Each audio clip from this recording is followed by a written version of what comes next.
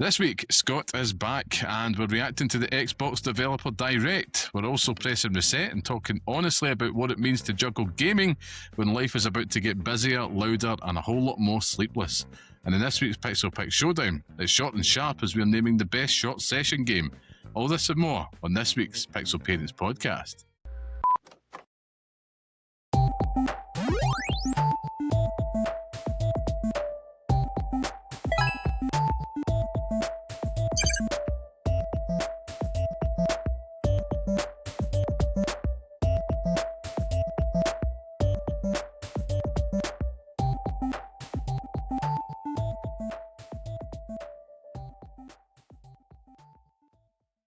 Hello and welcome to the next episode of the Pixel Parents podcast, the show that discusses all things gaming from the perspective of parents. I am your host, Liam Kirk-Kelvin, and today I'm joined by the bearded one, Scott, the Tastemaker Curry. How are we, Scott? It's good to have you back. Return of the King. What can I say? It's been a long time coming. Let me preface my return with a thank you to Alex for manning the ship whilst I was gone. Some serial ridiculous takes, and I'm glad it wasn't me, if I'm being truthfully honest. It felt like every single time I got a shout out, it was always in the guise of something abusive, though, and I'd like to start with that. I don't know what you mean. Obviously, you can see from the time I've been away, the hair has not grown back, so the transplant has failed, and the BBL just didn't take, so the arse hasn't expanded. I've still got a crack in mine, so I'll still need to get a new one. But it's good to be back. It was strange listening to your own show as a viewer, like general pundit. It was a punter. Yeah, it was good. Like I've enjoyed listening to it, and I'm reinvigorated. And I tell you what, Liam, I've got fucking things to say. I do. Yeah. I have a platform and things to say, so I'm excited to get there. Yeah, this is going to be quite a jam-packed episode. I have to say, nearly didn't get to this point because that opening absolutely destroyed me. God, yeah. Liam was trying his best Sean Connery impression. Yeah, short session game. That's it's a tongue twister for sure. But I'm glad that you're back. I think this is the first one you've been on this year, actually, which is, it is indeed. Well, quite mad when you think about it. This year. Well, I suppose, we got the first one at the road. First one on the road, but the last two. As I say, it's been bizarre. I'm quite glad though, because I've got no hot takes, no terrible takes for 2026. So I don't have anything like that. So it was quite nice to listen to it. Listen, I added an important prefix last week, which was the words Volume 1, because we know you have steaming hot takes there, Scott. The hottest. Big the hottest steamers takes. Waiting there. Maybe we'll get to that another time down the road, but we've got some celebrating to do beforehand. But yeah, like I say, it's been a pretty mental January so far, but I have been digging into a challenge, which we'll catch up with soon. But we'll get some housekeeping at the road. It's been so long since we've done this that my camera is not sorted.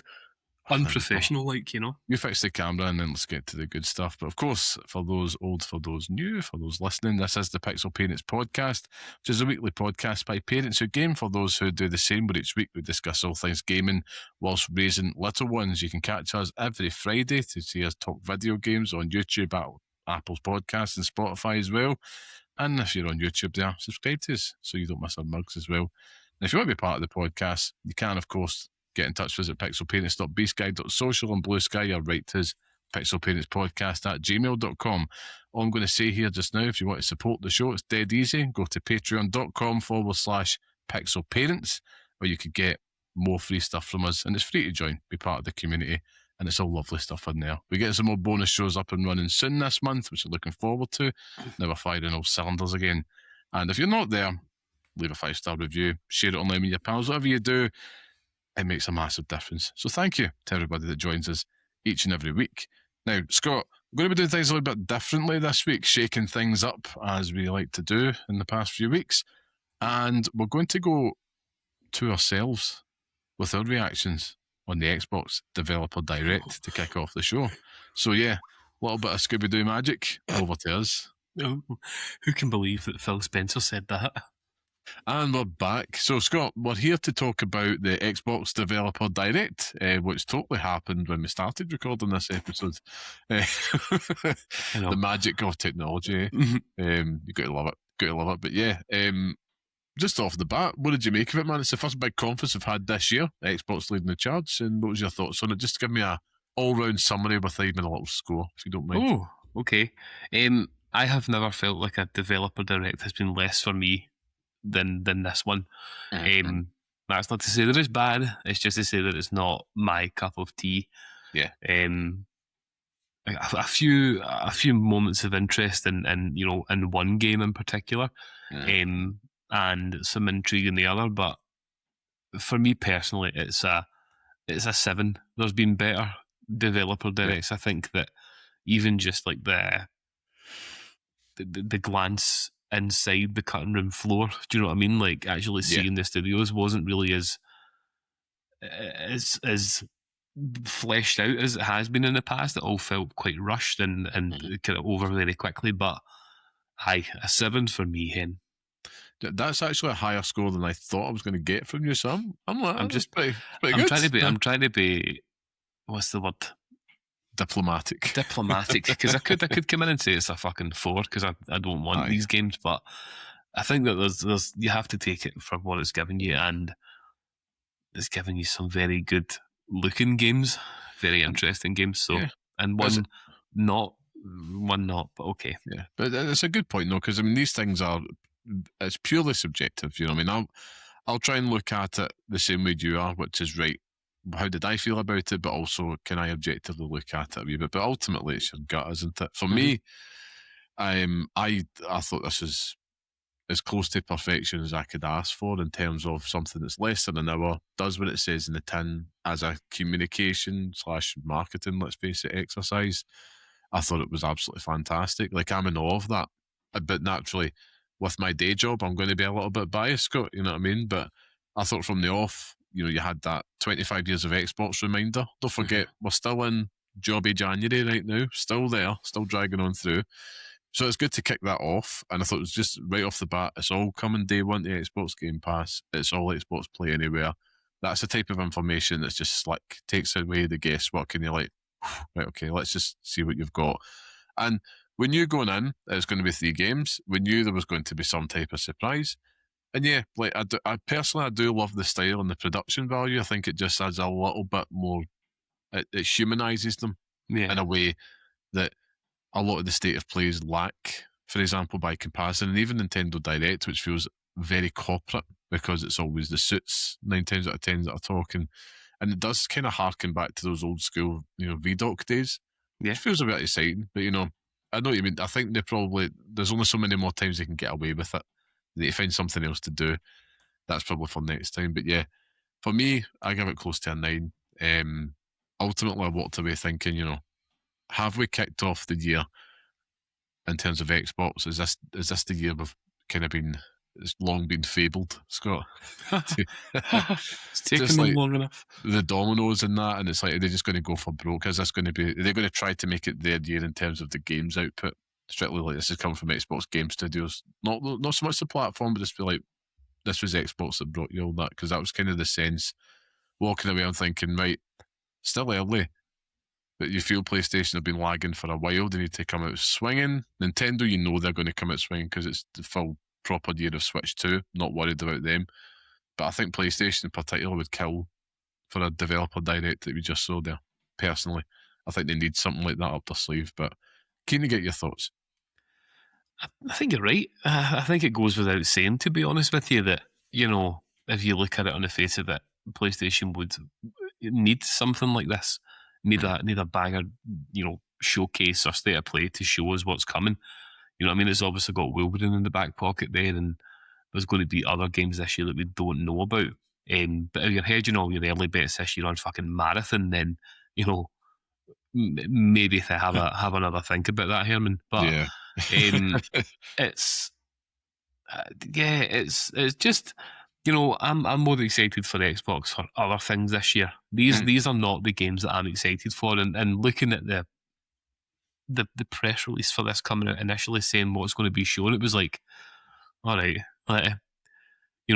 fake Pokemon, fucking Stellar Blade, Forza Horizon, whatever number it is now, and Fable. It's like, pick 3 games that are less for me, and and I might get interested. But I sacrifice my time for this show, Liam. I'm nothing but what is it? Dedicated. Cut angle. Dedicated taught me the 3 I's in my life: integrity, intelligence, and intensity. And I feel like I live my life in that manner. And integrity this year, in this day, is exactly what I have shown by watching this show. But I don't feel like it's made me more excited for Xbox. It's not made me less excited for an Xbox this year, to be honest with you. But I'm that's good going by previous standards, to be fair. I mean, 100%. But we were saying this last year, Liam. This is going to be the year for the Xbox. And how did they fuck it up for themselves? That's exactly, that's the problem. That's what I was just about to say there, is that they're their own fucking worst enemy. So I suppose we'll find that out as the year goes on. That's it. And ultimately, you walk away, there's a clear picture of the year ahead. They've got big games in every season now, with more to come. We know they've got like the Halo campaign Evolved. You've got Gears of War E-Day potentially there as well if they want to take on GTA. But we'll kick things off with the first game that was on show, get straight into it. And that was Forza Horizon 6, which was going to be releasing on the 19th of May on Xbox and PC. Good way to kick things off, depending on which side of the screen that you're on. For me, it was. Scott, I know you weren't particularly as jazzed. Let's start there, because I think the listeners want to hear why. I don't care. I genuinely just don't care. Like, it's racing games are racing games. Do you know what I mean? Like, why is Forza Horizon a numbered game now? Why is it not just a fucking Forza Horizon in different areas and just release biomes and areas for each place? It's Microsoft Flight Simulator. Do you know what I mean? Like, it's just make it that instead of serializing this game, it's just make it one thing and you can go worldwide. You know what I mean? I just don't see the interest in it. I don't understand I've never understood it. I'm not the target audience for racing games. I've never understood them. I think the last one I enjoyed was Need for Speed Underground 2. So go back a bit. Exactly. But for what it showed off, you know what I mean? Like, it's gorgeous visually and the cars all look like cars. I had to laugh halfway through it because it's like, one of the things we've added this year is you can really customize your apartment and your garage. It's like, cool, mate. But then it was like, have a look at this gorgeous empty field. And do you know what would look really good in that field, Liam? Hundreds of fucking really ugly buildings. It's like, what are we doing here? Just destroying Japanese fucking countryside just for racing games. Yeah. Disgusting. I totally take your point. Yeah, I suppose it's anti-environmental, I suppose, isn't it? Getting tongue-tied there. Not for the first time this episode, but yeah, I mean, I'm on the other side of the coin naturally, because I was once like you. I was not a Forza Horizon believer, and I think it was Forza Horizon 4 had pulled me into the series, because I think that was the first time I dipped a toe into Game Pass, and yeah, just I got it. And looking at this, to echo what you said, I mean, sweet baby Jesus, Japan looks stunning. They know how to do that. They know how to create these worlds and make them in such a beautiful, beautiful way, and the fidelity, absolutely incredible. Obviously, you've got the topography and the landscapes of Japan. It just lends itself perfectly to this type of open world driving experience that you're going for. Perfect. I mean, they have a few things off the bat. If you'd missed it, they did say it was the biggest map in the series. Of course, they've did their homework on the culture, which is you'd expect. As there's always, finding this, there's always that wee extra attention to culture when it's set in Japan. It's becoming a weird fact, but I always feel that's pushed in the marketing. It's like a very, very like we must give the extra nod to the culture. I'm like, you could set Japan it in Germany. The same thing. Japan actually has culture. Every country has all culture. Just swines. It's true. Man, I was going to try and make that bad bacon joke there, but I'm not going to.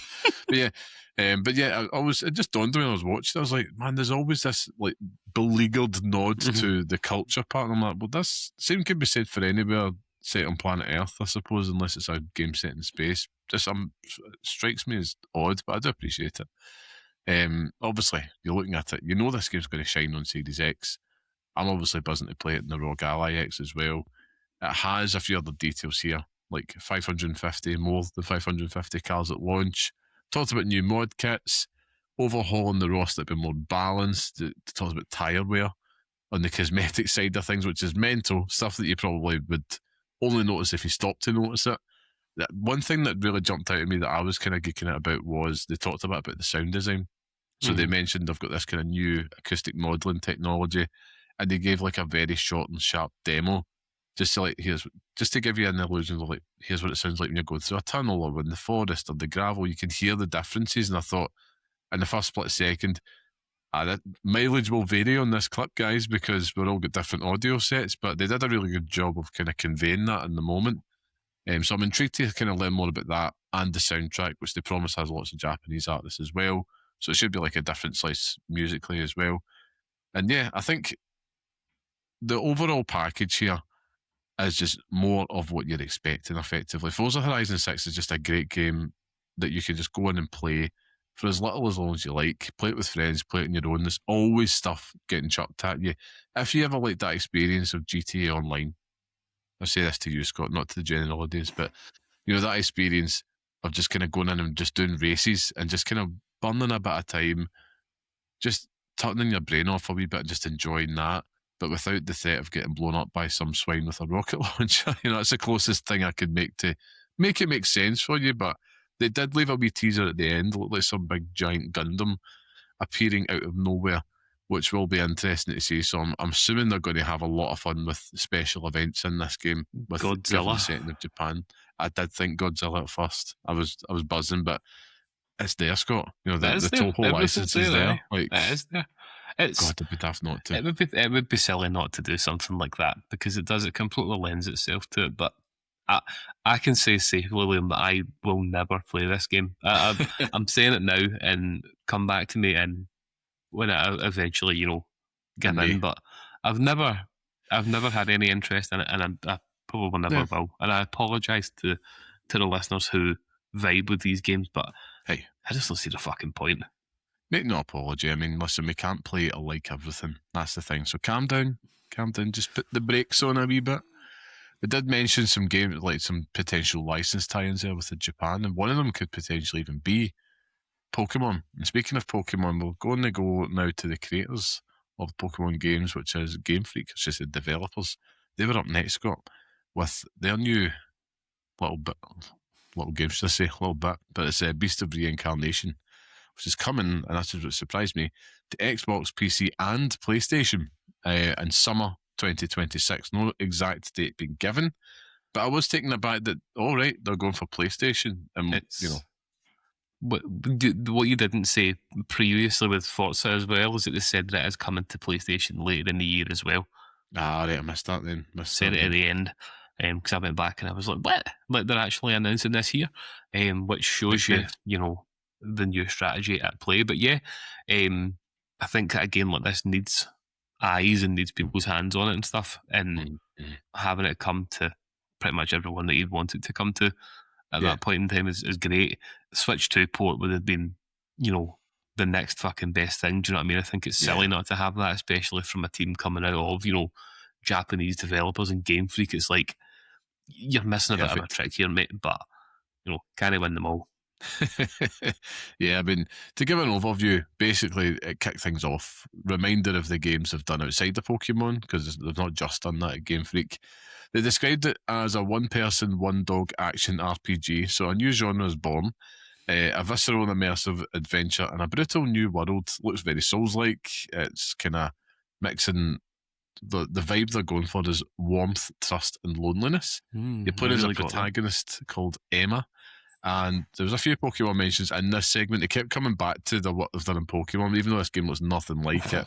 But even in the motion, you could totally see hints of Pokemon in the running animations that I felt. But It's third-person action RPG is basically what we're getting here. It looks gorgeous, even though it's one that I'm a bit unsure, but Game Pass makes it a goer for me, and I feel like it's one of those ones that will capture a lot of vibe gamers. It might not be the best game to play this year, but it will capture their hearts and minds. And I walked away going, this is the note I made before I noticed it's coming to PlayStation. It's like, is this basically Xbox's answer to Horizon? Because set in a post-apocalyptic world, lots of high-tech stuff in there with holograms and shit. You're fighting mad beasts called Malefax, which are plants fused with animals, as well as golems, which is quite cool, which is humans sending their souls to robots. So it's like these big machines that you're fighting. And you've seen all these other cool characters, looked anime as all hell. And I think it's cool that Xbox have that up their sleeve because they need to appeal to that Eastern audience. But I want to be thinking that's probably the most Sony-looking Xbox game I've seen in some time. Aye. Nail on the head there, to be honest with you. I didn't think it was the Xbox answer to Horizon. I thought it was Xbox's answer to Stellar Blade. Like, it's like, it is almost like for like, in terms of what it's offering. There's a big fucking dog in it, which is cool. But I think it, see, for a game that I had a little bit of interest in before today, it's done a bit to win me over a little bit more. I think that looking at the combat and stuff like that looks really interesting, parry systems and stuff, and it's saying that as you parry more, your dog basically builds up like a bloom system, so it's like wee pips, and then you can use them as like you would in like Final Fantasy VII, Rebirth, and you can use it as like a special attack or something, which is pretty cool. There's hundreds of flowers and stuff. Her hair is flowers and vines and stuff, so it's Bayonetta. She uses her hair to jump, which is cool, but it's like this has, you're right, this has all the trappings of a classic, like a Ninja Gaiden 4 from last year. Not the best game, but something that you can sit down and enjoy. Do you know what I mean? Like something you don't really have to think about. My only concern with it is just, it's Game Freak that are doing it. You know what I mean? Like, they have the pedigree of Pokemon, but you spoke about it with Alex on a recent episode, and that Pokemon's been shite since fucking Red. So that's maybe like, well, that's maybe it. Maybe they had to make this game. So it carries on something that's going to come up later in the breakdown here. But it's, I'm all for seeing teams do something completely different. We'll come up twice actually. Something completely different, but it's also a cause for concern where, can they stick the landing with it?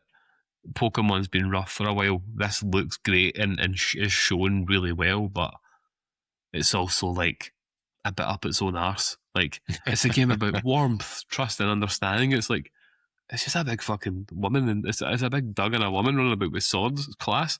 Like, just play on that.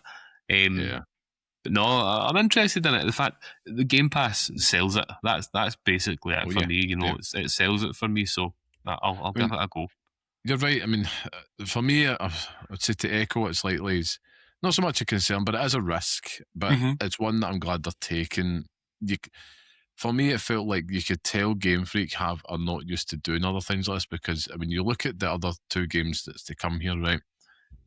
I felt that it was just lacking a little bit of confidence. There was passion, there was enthusiasm, but it was almost kind of like you're going on a wee bit about some of the same stuff. That didn't feel like as tight a delivery package. Now, of course, I should add that this was all, I was reading all via subtitles. It was all in Japanese, so, I can't really understand the nuances in the delivery. It could very well be. So apologies to them if that's the case, but at least I felt the messaging at this point just kind of dragged on just a couple of minutes too long. That being said, and this is the thing, that I think this game's going to live and die on how it appeals to the sickos, Scott. Namely yourself, right?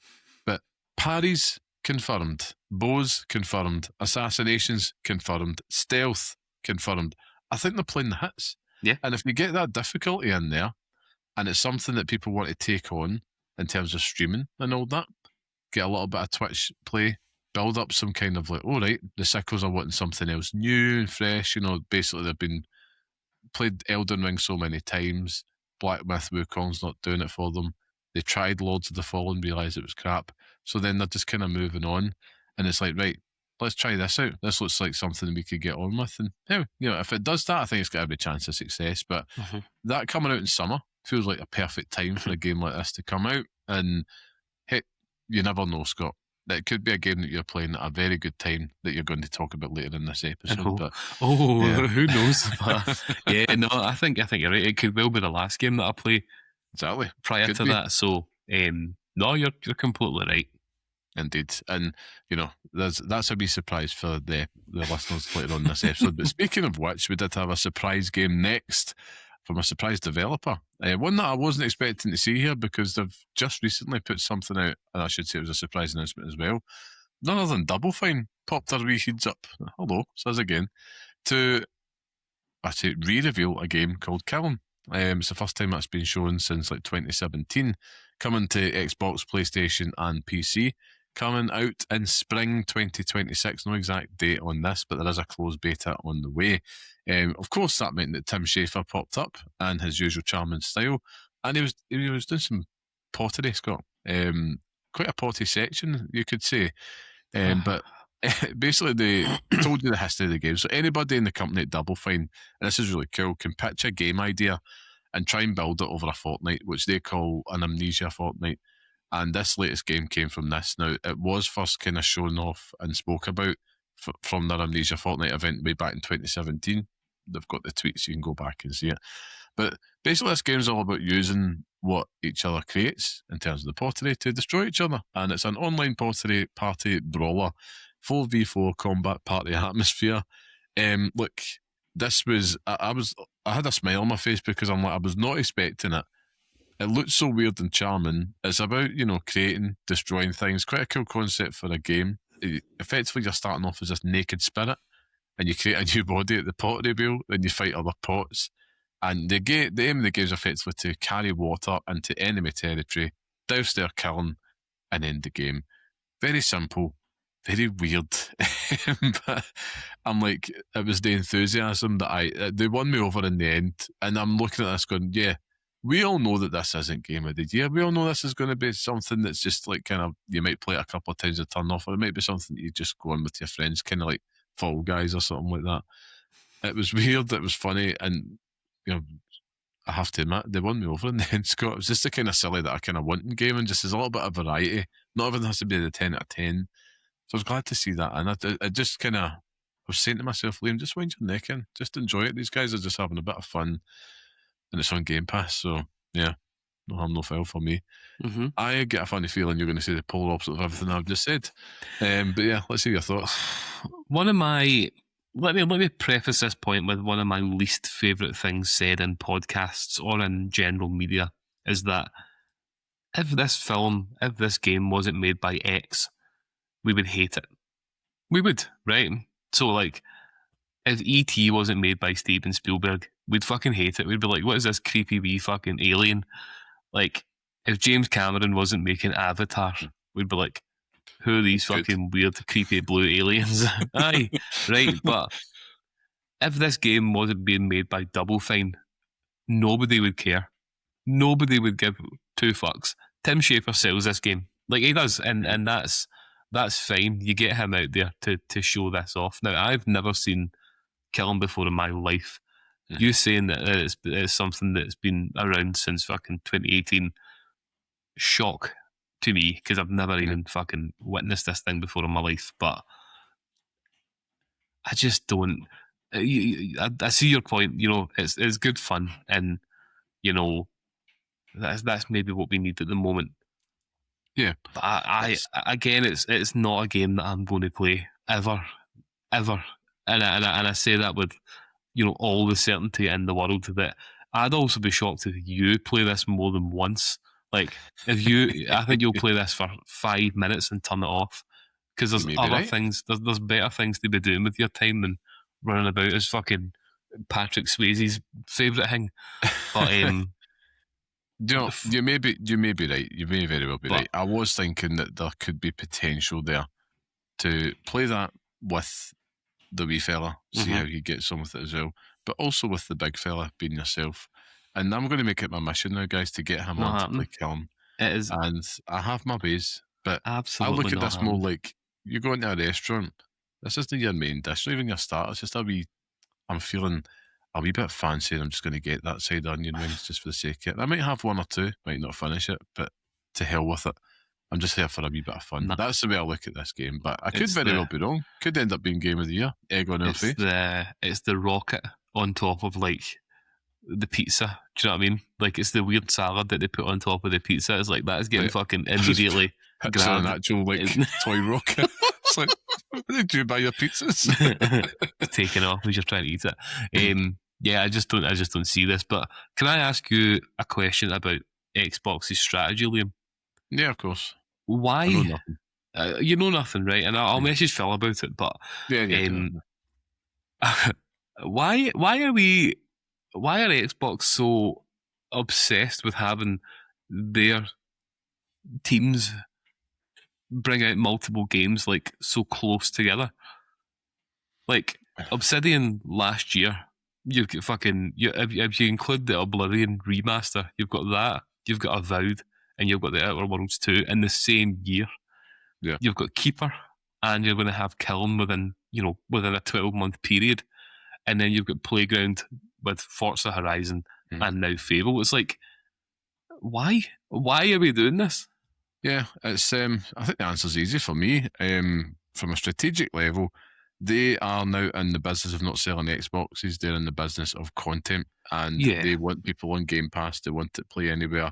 They want the subs, and to do that, you need to keep feeding that beast content. It's the same reason why you're seeing the Warner Brothers of the world, buying and selling and all the rest of it. And, everybody, it's like a gold rush just now for content.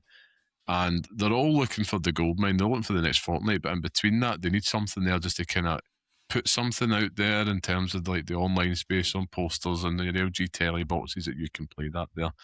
And that's all it is. I think if they have in a different position, Scott, that wouldn't be the case. But right now, I think they're kind of chasing their own tail and they have to feed that content beast. That's like pure and simple for me. But listen, when you phone Phil, he'll tell you otherwise. He will.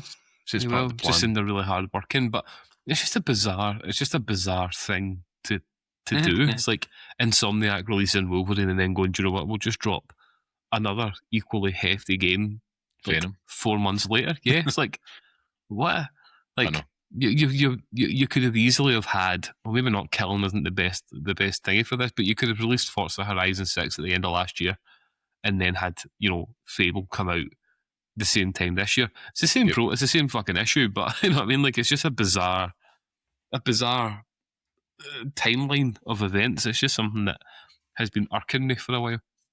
Yeah, no, you're absolutely right. You're absolutely right. But I'm going to move things on because I know this podcast is not going to be gargantuan with the last game. And speaking of things that irk you, Scott, the last game that was on here was, I think they're keeping the big dog to the end, right? And I think two sides of the coin here, but the last game was Fable. It's finally here, folks. It's coming to Xbox. It's coming to PC. And it's also coming to PlayStation as well on launch, which is, I'm like, damn, they are serious. They're doing the thing. And it is going to be here in autumn of 2026. Again, no specific date. I think they're being deliberately coy because the further you get into this year with the big looming shadow of GTA 6, I think it's going to be a battle for October. Do you count? I would count October and autumn myself, but I don't know if it was different across the pond. But I think that this is going to be a gold rush again to see who can get out that sweet spot just before GTA. The Xbox are fighting a battle with themselves. They've got Call of Duty as well. Anyway, I digress. Fable. I'm going to give a rundown here, Scott, and I'm going to get your thoughts. So, as we know, it's Playground Games. They're doing this, their first RPG. They've been making it for a really, really long time, which I laughed at because I was like, yeah, we know. We've been waiting on it for ages. They've paid a lot of homage to Lionhead, of course, the original developers of the first Fable trilogy. And really the crux of this game is the question, what does it mean to you to be a hero? And they're saying all the right things here if you're a fan of the series. The game's about choices and consequences. You're going to get British humour. It's promising that Fable brand of fairy tale. And here you're going to be starting, of course, in classic Fable fashion as a kid. and your powers are emerging, and you're the first hero of Albion in a generation. That's kind of setting the scene. Your family are turned to stone by a stranger. Then before you know it, hop, skip, and a jump, you're off on an adventure. And they did say this is Albion like you've never seen it. Let me tell you, they weren't joking. It looks absolutely stunning. I mean, Jesus Christ. Truly open world for the first time as well. And they do also promise you can go where you want early in the game. They showed places like Barstone as well, which looks absolutely massive and stunning.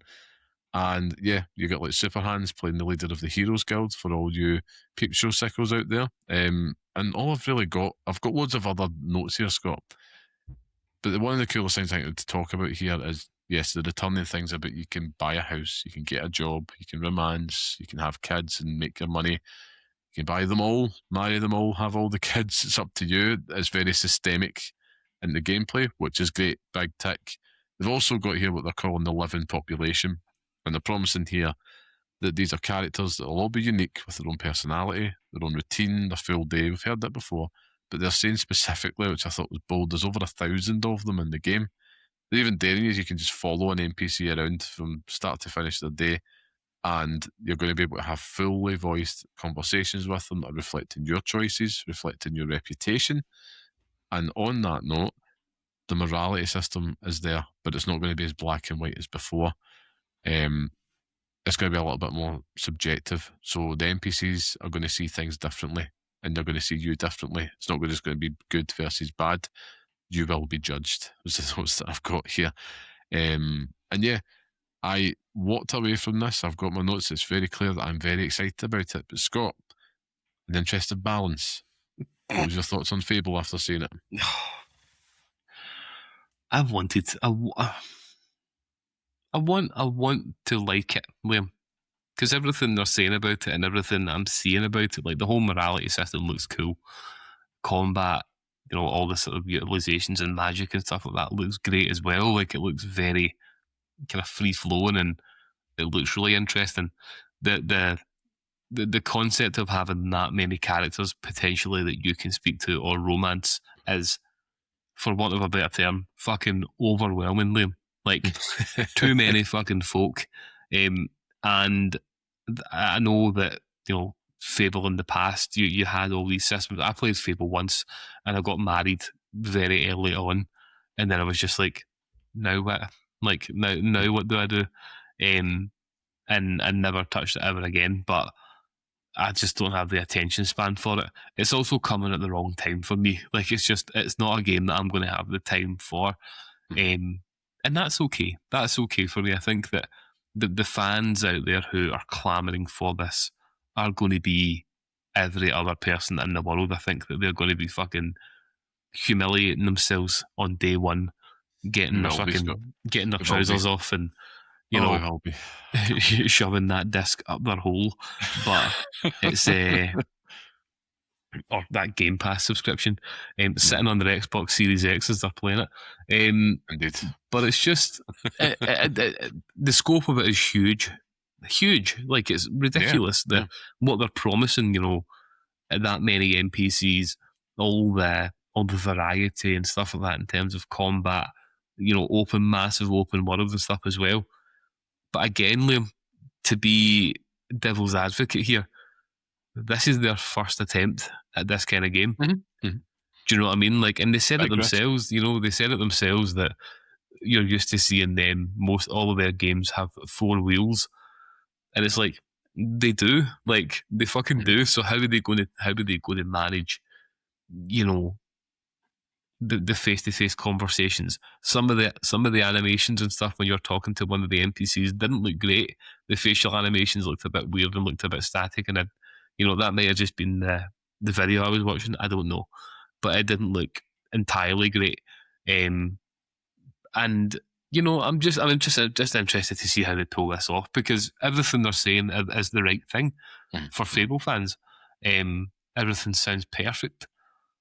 But we've heard it all before, Liam. We've heard it all before. So, of course, I mean, it's the same with any game, I suppose. I mean, for me, I walked at this and I was absolutely blown away. Like, I had high hopes for Fable and everything they shown off here and the way they spoke about it confidently. If I compare this back to Game Freak, yeah, and with respect, but also they're like, no, this is us. We're stepping up to the plate, and obviously this is the fantasy game Liam has craved. You know that, Scott. You would have thought that when I was watching it, and I was absolutely like swooning at this, and the fact that they're saying and doing all the right things. Should also add, you know, you can still create your own character. I thought at first it was going to be the female protagonist shown off, but you can go in and customize them as much as you want, or as little as you want.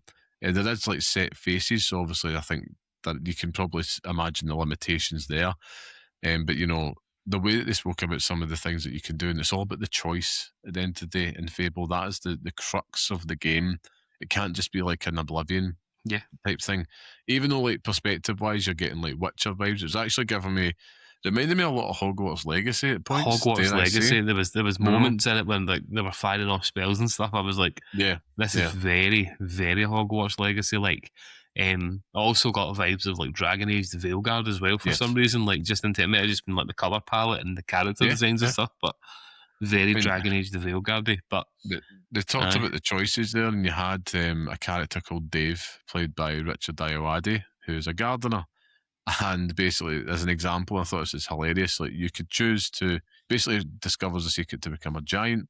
You could choose to kill him as a giant, but his corpse is going to lie there all game, and that'll impact the house prices and so on if you choose to do so. And that's just one of many if you choose to do that. God knows what the choice would be if he isn't, because he's probably stomping about the place. That's going to have another impact. So that's the crux of any type of RPG experience, and that's the selling point here.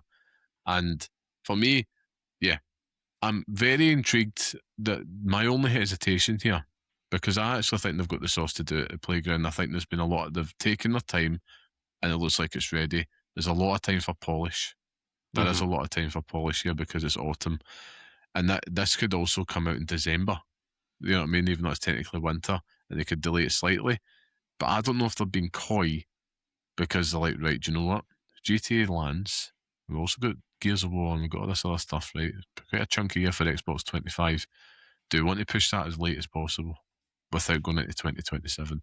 Or do we want to just say that now in the hopes that GTA gets delayed? All these things. I don't know how earliest you can kind of call autumn. September, I don't know. But I'll report back, because we all know there is only one game for you in that window, Scott, and that is GTA 6. And it'll be the same for many people. So it's coming out. I was actually thinking that Fable would come out this summer. So I was a bit surprised to see them actually being like, wow, autumn. And then this year of all years, listen, they've had this discussion behind closed doors. That's telling me that they're confident that this is going to be something that could pull people away at least enough from this big epic in Vice City once again. But yeah, very, very excited. Very excited. I think that looking at that, it might be my most anticipated game of the year. So it ticks all the boxes for me as that fantasy sickle, Scott, between the two of us. But yeah, I'm intrigued. I think all in all, somebody like I said, you know, it was a good show for me, and I was very, very impressed by it. But I'd be intrigued to get everybody else's thoughts. Are you more on my side of the camp, or are you more on Scott's side of the camp? Let's be fair. Scott hasn't been negative. He's been honest. I've seen him negative, folks. This is Scott being positive. This is I'm being diplomatic, as you said. Yeah, too much integrity. Far too much integrity. But I want to know what your three eyes are, where you're standing on it. Let us know in the comments below. But we're going to hand it back to ourselves for the rest of the episode. So, back over to you, Liam and Scott. Can you remember that happened?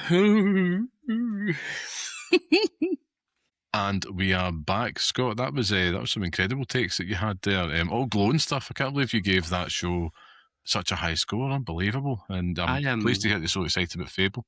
I mean, I'm shocked myself, to be honest with you. And, you know, who could believe that Phil Spencer said that? Unbelievable. And that fourth hidden game was Conker's Bad Fur Day 2. So, you know, our dreams all came true. Indeed. Of course, we brought those reactions via the magic of technology. So, yeah, I suppose that's the joy of being out there on a Friday for everybody. We want to get our thoughts out there. And on we move to the next segment, which, of course, is usually the first segment, which is what you're playing. Scott, it's been a couple of weeks, right? I want to know what you've been playing. I want to know what you've been using your time on the kludgy, keeping yourself occupied with. What games has been getting beat under your watch? What games have been getting mauled? So, I mean, it's been a productive few weeks, I'll say, Liam. It has been, you know. It's been... I've taken this challenge very seriously that you set me for the year. And I'm also of the mind that my Xbox Game Pass subscription that comes up for payment on the 24th. So I'm like, finish as many as you can before that point and see what you can get done. And I'm happy to report that 2 of the games that you have sent me this year have already been mastered. Nice. The first one was Death's Door. And yes, I'm excited to hear about your thoughts on this one. Yeah, that was a surprise wee package, to be honest with you. I remember playing it many years ago, and as you said, when you set the challenge, I fell off it pretty quickly. Just didn't have the patience for what it was doing, and I think that it's Devolver, isn't it? I think it was them that published it, so it's got that sort of vibe to it where it's always a bit weird and the characters are all a bit strange. You talk to a man with soup in his head, so you know it's always a bit strange. But it was great. Like I really enjoyed it. I think that the fact that it was so short really played to its strengths. You could also take your time with it and go and find loads of stuff. Looking at the trophy list, there's 100 million things that I missed, but it was just a really good sort of wee boss rushy sort of Souls-likey kind of thing. Like you've obviously got your dodge roll, you've got your your heavy attacks, you've got your light attacks, you've got your special attacks with your magic, with your bows or whatever, and you're just a wee crow fucking living life. I had no idea what's happening in the story, Liam. It's all about doors and people who don't want to die. But I got that out of it, and I just think it was a neat wee package. Like, I really enjoyed my time with it, and I think that at the beginning of the year it was exactly what I needed, coming off the back of 2025 with trying to complete or even start Kingdom Come Deliverance 2. It was like I need to play a game that makes sense, Liam. That I feel like I've actually made progress, and it's not just me making horseshoes for 3 hours. So Death's Door was a welcome tonic, and then I was brought straight back down to earth with a little game called Indiana Jones and the Great Circle.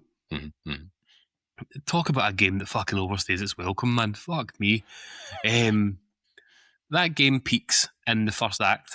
Like the Vatican City, with all the sort of exploration where you go through and you can obviously, you're hiding from Nazis in the Vatican City. You're seeing the Sistine Chapel. You've got the vibe of like, the city itself. It's like there's this atmosphere and stuff that are really, really cool. There's loads of these secrets and stuff like that in there. And then the game just continues. Like, I felt like after the Vatican City, I was like, I hope this just goes on to an area where I don't have to do anything more. And then you go to fucking Giza, and it's like, oh, come on, man. Like, another fucking huge area to run around in. And I was done. I was done by that point. I was like, I'm not into this. And then you get the bit you see in the trailer with the boat in the middle of the fucking Himalayas, and then the rest of it. That's a good set piece. It was cool. It was great. And that, see if you had moved from the Vatican City to a set piece, maybe to Giza, to another set piece, to the final set piece, I'd have been fucking loving it. It would have moved forward with more intent, but it just lingers for so long. And that third area that you're fucking running around in, it's like, come on, fuck here. Like, and it's bigger than the rest of them. It's like, it's the jungle area. The jungle area, yeah. It's like, come on, fuck. Like, oh my god, man. It just takes forever to fucking get going. I mean, kudos to Troy Baker, because he gives a damn good account of himself for his Harrison Ford impression, but by the end of it, it's like, I couldn't tell the difference between the two. It's like I'm listening to Troy Baker now. Do you know what I mean? Like it was weird, and I don't know if that was just me, but it was just, I'm not the Indiana Jones fan here, and I've said as much, right? But I was just like, this is too much. And then there's fucking DLC. It's like, oh How could you be asked for that? Still need to get back to it. It's annoying. But I decided that this was the year that I was going to try and, I want to finish stuff. And I was just like, I was playing it and I could have given up at Giza. I could have done it. I was like, I'll quite happily just not play this anymore. It would have been fine just to drop it, but I made the promise to the show and I finished it. And nice. I was like, okay, that game is finished now. And I'll never play it again. I'll never even think about it again, which is good because I don't want to. The final game on your list, Liam, probably the one that you want me to like the most, to be honest with you, is Power Wash Simulator 2. Praise be to the Power Wash. Now, speak about a game that, there's so much. Like, I think that I've not played Power Wash Simulator 1, but I can't imagine there's 4 million levels in it. Do you know what I mean? Like, I feel like Power Wash Simulator 2 is bigger and badder and more full of content. And I'm feeling that content, Liam. I've cleaned, Aztec ruins. I've cleaned churches with weird holes in them. A disco room, a disco place. And my favourite parts are the cars. See the wee vehicles that you get, cover them in soap, use the white nozzle and just shoot all the thing off. It's like, yes, and then you can watch it back and the fucking time lapse part of it. It's like amazing. This is the best thing I've ever seen. It's fucking phenomenal. And I find myself, Liam. Now, this isn't an admission of enjoyment here, right?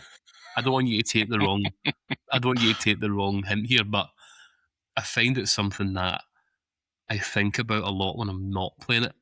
And it is very much like, I'll just jump on there for 10 minutes and see if I can clear some walls, get some of these bits cleared up for tomorrow so I can come back and finish it all off. But it's just the fact that it gets bigger. Like, I think the last thing that I'd done was I cleaned a theatre, like a massive theatre, and I was like, okay, that was good. And then the next one was like a motel. It's like, oh. Yeah, so there's that thing, like the beauty of the game is that you can look at the size and scale of the job at first. Then you muck in, and it's like the old saying, how do you eat an elephant one bite at a time, as opposed to try to get it on the one mouthful. And it's not a game that I would say, like, by no means, like, feel the pressure to finish that one. That's just when you just go and enjoy, get what you need out of it, and then out you go. And there's a few questions, because I'm curious, right? Obviously, now that you've let the ways of the Power Wash into your life, and you've seen the light, but what platform are you playing it on? Xbox, okay, right. Okay, that's good. I was intrigued because I didn't know if you'd pick up, I'm playing 2 on Switch 2. Might have also downloaded it on Xbox, but yeah, playing it on Switch 2, it's a great experience because you can take it with you and it's good for those small bursts. And when you're playing it, are you listening to music, tunes, or just the spray itself, or podcast? What is it? It's sometimes a bit of everything, to be honest with you. There's something quite therapeutic in the spray. I do like the spray, but I do listen to a podcast or a show or watch a YouTube video as I'm doing it, double screen it. But it's there is something just ridiculously satisfying about it. I can't deny it, Liam. Like, it's the most ridiculous thing I think I've ever played. I was showing it to my wife, and it was like, I'm just cleaning shit. Like, that's what I'm doing. I let the wee one play it, and she was enjoying it as well. Yep. Like, now, granted, she was making a pig's ass, a fucking pig's ear. Like, I have my routine, out into the middle, come in and then do it that way. And she was just like fucking all over the place. It's like, we can't be doing this now. We can't be doing this here. You're ruining my flow. I get it. But it's I'll finish it. I will finish it because I want to, and that's testament to the enjoyment of it. It is just the you've finished the elephant. You've taken the elephant down, and then there's just another elephant to eat. It's like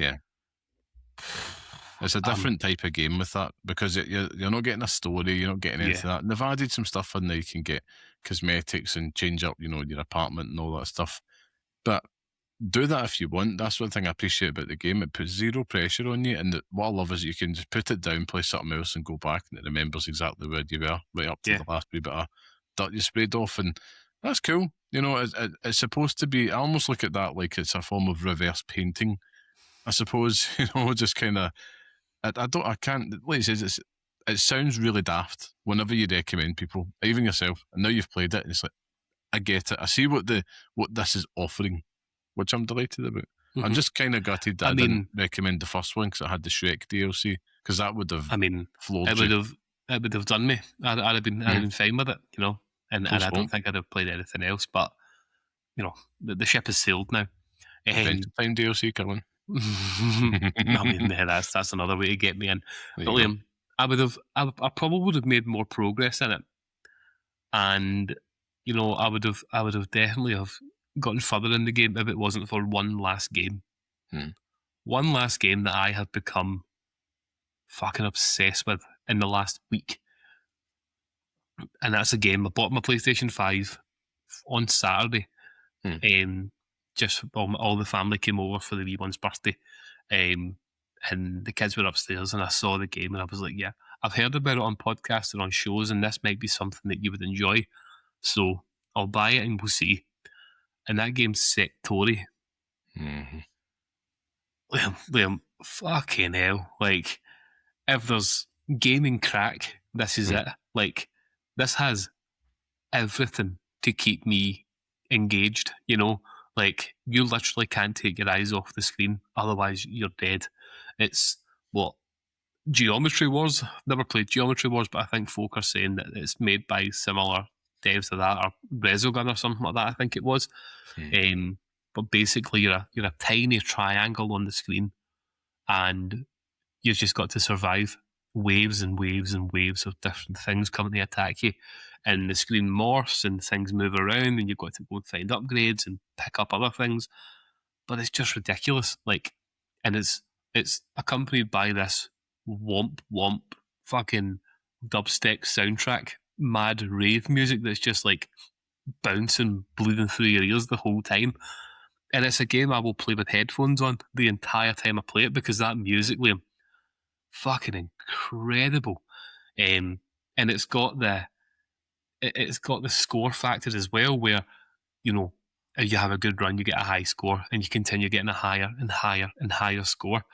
And there's people within like the millions, people talking like 10, 13, 14 million. I got 1.8 million in a run this morning, and I was like, I'll retire on that. It's fine. Fucking amazing game. I can't honestly see if this game had come out in 2026. I'd have been saying this is my game of the year already. This is just nonsense, you know what I mean? So I'm just buzzing. I love it, man. It's so good. Excellent, man. I love to hear it. It's good to kind of shake things up. I've got a couple of like smaller games to play. I say smaller ones. A couple of recommendations that Alex made a couple of weeks ago on the show. Deep Rock Galactic Survivor, I think it's one of them, which I've got on Game Pass ready to go. But yeah, I feel like I'm ready for that. That's good, but I'm lining that up, Scott. Because like you, it seems like you've had a lot of big chunky games there, and you need something there just that's a little bit more pick up and play. But it sounds like with Sectori, which I think I'm going to have to go check out after your so good. glowing assessment. If I have to recommend a game this early in the year, Liam, it's this. You can't miss it. On the Rogue and stuff like that as well. It'll be a fucking dream. Do you know what I mean? So, indeed. I suppose on that, speaking of games you've recommended, there's a game that I'm playing as well, Scott. As you fine well know. I can't fucking wait for this. Yeah. So yeah, I've picked up my challenge. I'm continuing my journey with Final Fantasy X or X. I don't know what I'll just say 10. 10 is fine. But yeah, playing Final Fantasy X, man, and yeah, I'm going to keep a promise here, which is I will finish it. I say that now, and I'm going to just keep the kind of wider discussion for it then, because I think you'll be absolutely pissing your frillies for that moment. But what I'll say is kind of how it's going so far. So I'd say it's going really well. I think I've definitely settled into a groove this week with it, and definitely I'm enjoying the story, but which I'm reserving thoughts for later. because I think it's fairer to judge a story once it's been fully told. I'd say I'm about 20 hours into it now, which surprises myself. That's a big deal for me, just at this point. And I've just been referring to a guide to map out my progress, right? I'm the type that's kind of like that time to beat stuff. I just like to know what I've got ahead of me, and that kind of spurs me on. Because if I'm playing it and I'm just going, I feel like I'm just kind of starting the weeds, but I can look at the guide and it's broken up into chapters. I think it's just an IGN guide. So according to them, even though the game doesn't have chapters, I'm on chapter 9 of 13. So I'm pretty, I'm past the halfway point anyway, which is good. But man, I'm appreciating the characters and, again, give my full thoughts on completion. But the only thing I would say is that there was a difficulty spike, which I was texting you about this week. And I was just like, man, I really don't miss that type of game design because it's old school. That's not a complaint of this game. It's more of a complaint of the time. That's what all games did back in the day. But I got through it, managed to beat another boss. And what I've been trying to do is just kind of make sure I'm trying to progress by getting through a boss fight and then putting it down. And again, kind of echoing what I was saying, I think a couple of weeks ago, over the past few weeks with Alex, is that I can totally see why you've recommended it at this stage. It's very clearly like off the back of the love for Expedition 33 and that whole active battle system. It's fantastic, and just understanding the nuances of it and how it's encouraging you to swap people out without getting penalised for doing so. And, guilty and turn-based combat games for myself is to not make use of status effect moves, and I'm just all about DPS, just get the damage done. Whereas in this, not only is it advantageous, it feels like a total necessity to lean into your stat buffs and all the rest of it, so you can totally nerd out. And yeah, I'm just absolutely, really thoroughly enjoying my time. It's something, like you said earlier, I'm thinking about getting back to it. You know what I mean? Like at the end of the day, I'm looking forward to doing that. I'm playing it on Switch too. I didn't pick it up on the ROG because I'd purchased it beforehand because you'd made the recommendation beforehand. So I thought I'll get ahead of the game, and it was on sale. And it has got me pondering, Scott. Have you played X2? Yeah. I started it. I watched the opening cutscene for X2, and I didn't do anything more. But it's always one that I've been curious about. Like, I don't think I'll ever play it, but it's always one I've had this curiosity over. Is it a necessity, would you say? Is it is it like, I don't know, a bonus round? Neither of them. It is a completely different take on the whole thing. I can't say more because you're venturing into spoiler territory, but if I can leave you with something, it is just girl band. Oh, right, okay. They see, now I'm intrigued, but I will wait and see. But the only reason I ask is because it's part of this package, because it's the HD remake version that I'm playing. So you get X2 with it, and I think it's got some other stuff in there as well. I don't know if they did little expansions or something, but there's a cutscene or something like that, like a video that you can watch. Okay. I'm pretty sure it's like similar to the Kingdom Hearts stuff. They've got like birthright sleep and all that pish for like all the mad videos that you can watch. Which is a game that I've been thinking about a lot recently as well. But yeah, it's just a random cutscene, I'm pretty sure.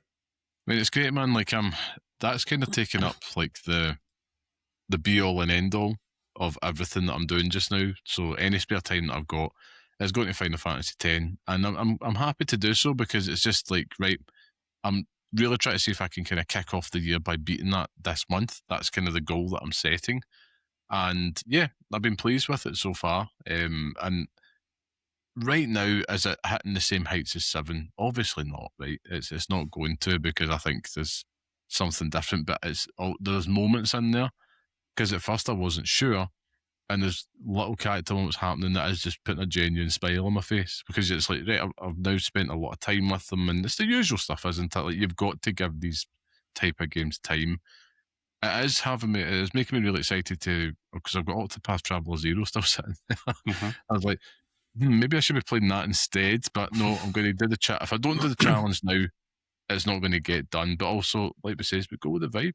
We go with the vibe. But I have felt that I'm a wee bit stuck in the past, so I'm longing for the future. So I can't wait to kind of get back to the ROG as well, because that's sitting there.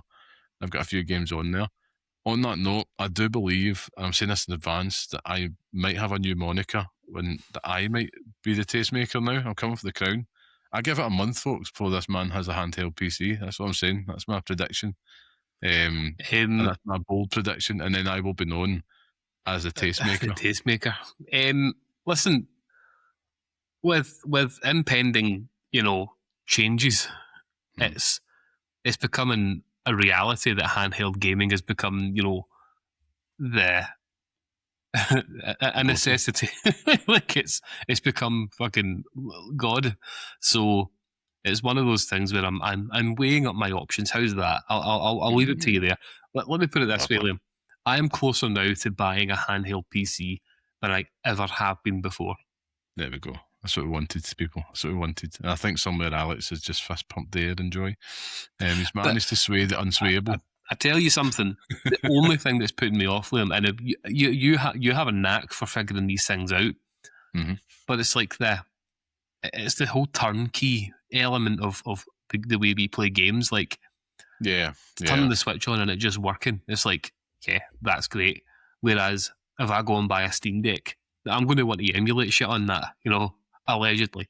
But how? Do you know what I mean? Like, watching YouTube videos about it, it's like, what the fuck am I doing here?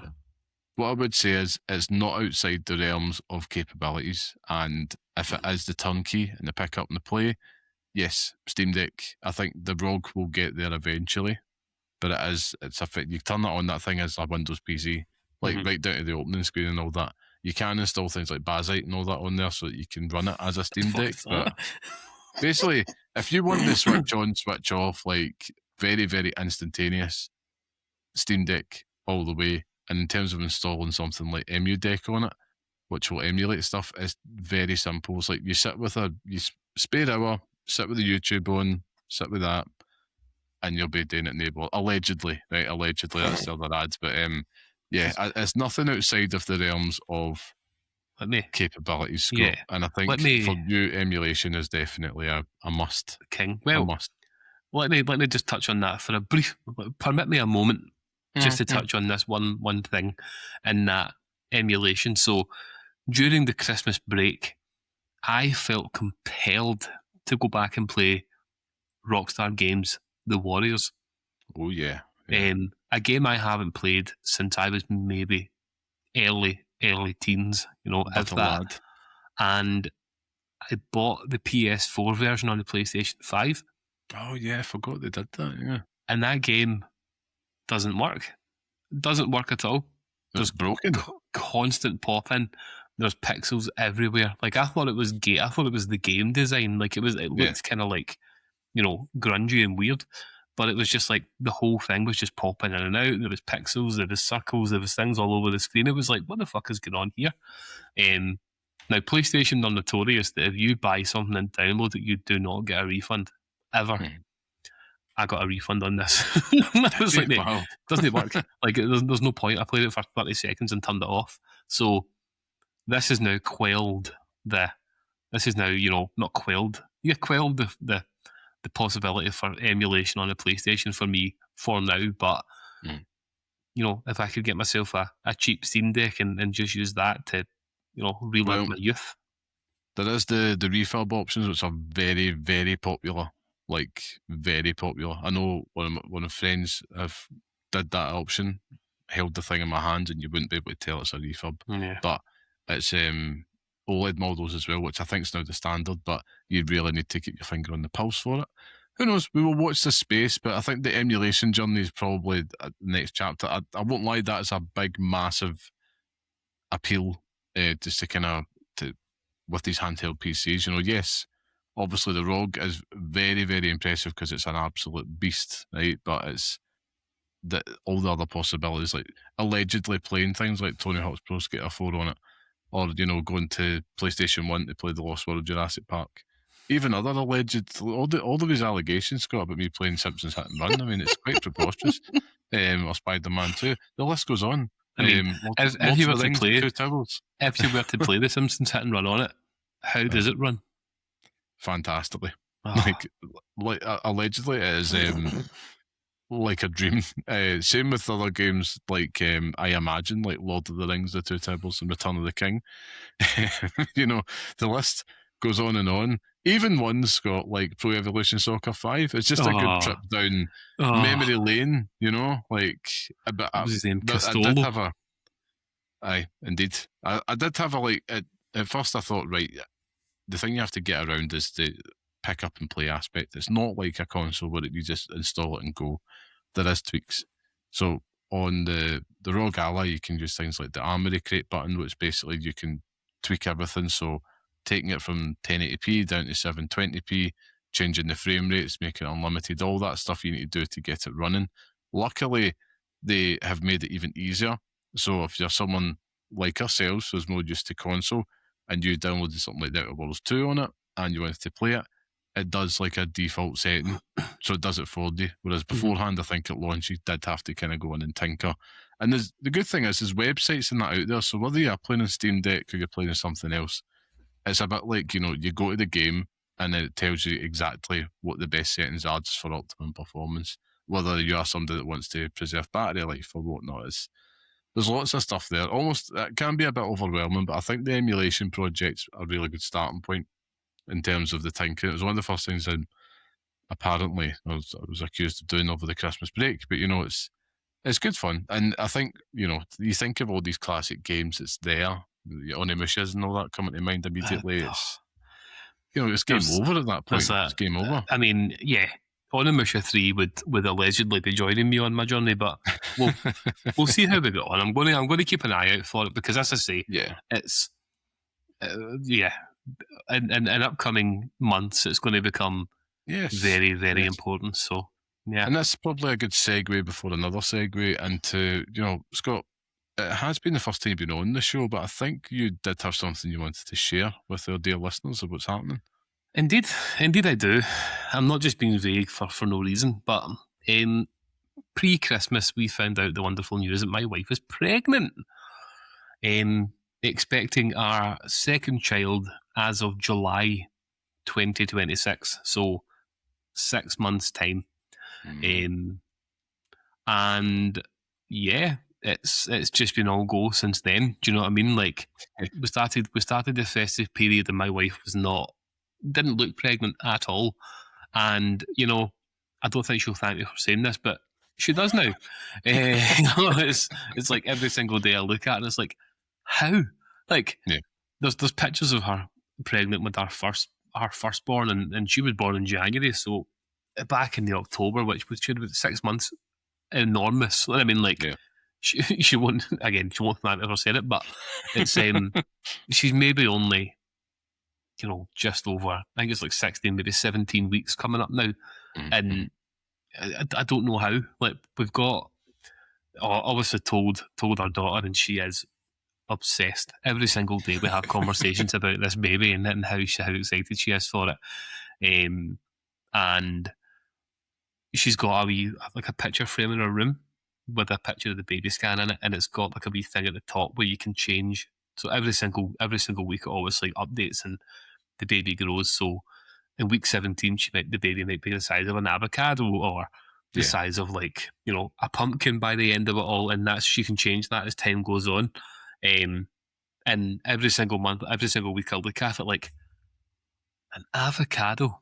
Do you know what I mean? Like, ridiculous, but it's just it's mad news. Do you know what I mean? Like, it's just hilarious that it's all come together at the same time as, we're planning on moving house, and daughter is now 6, and everything else all just falling into place all at the one time. It's like, there's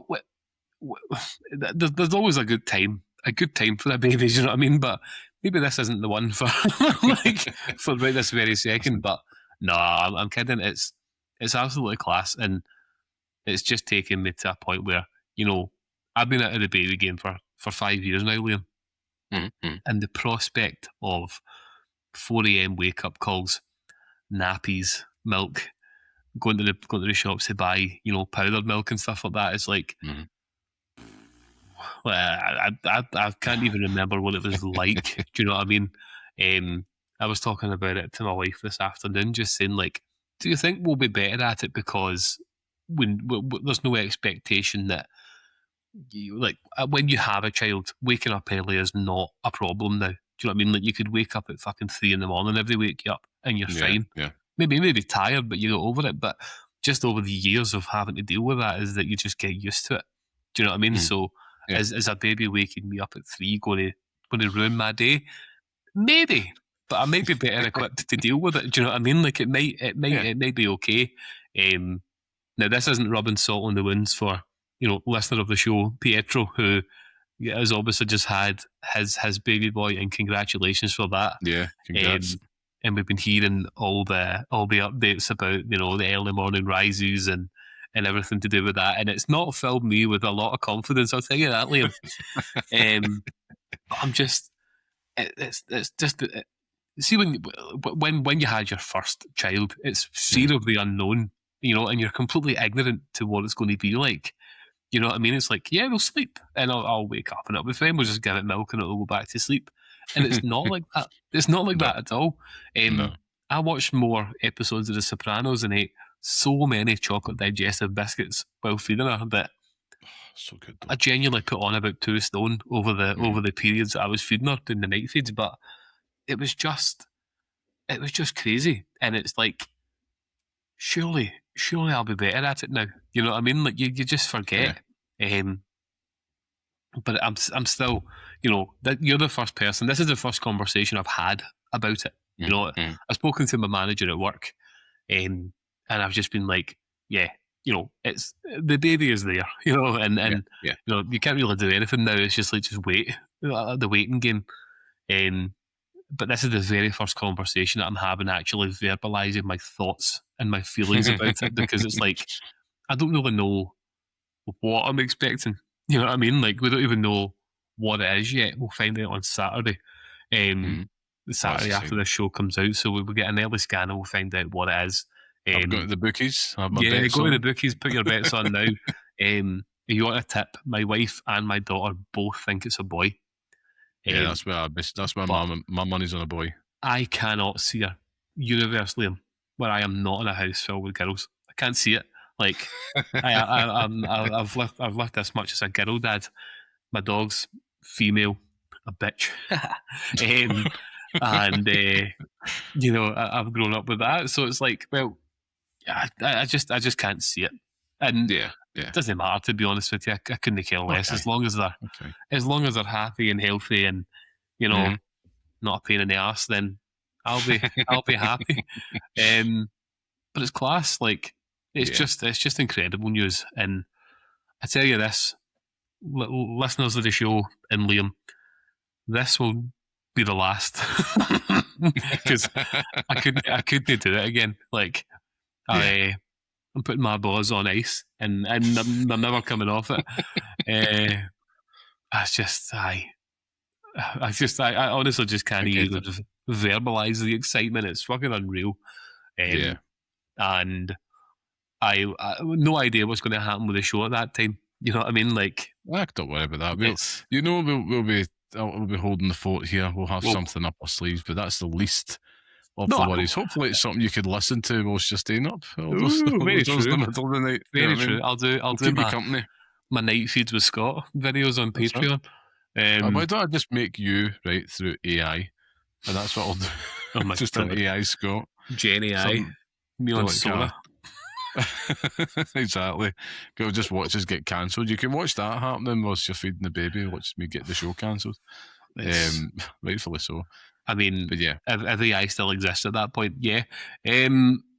But yeah, it's cool. Like, it's a very exciting time, and that explains, the need for handheld gaming.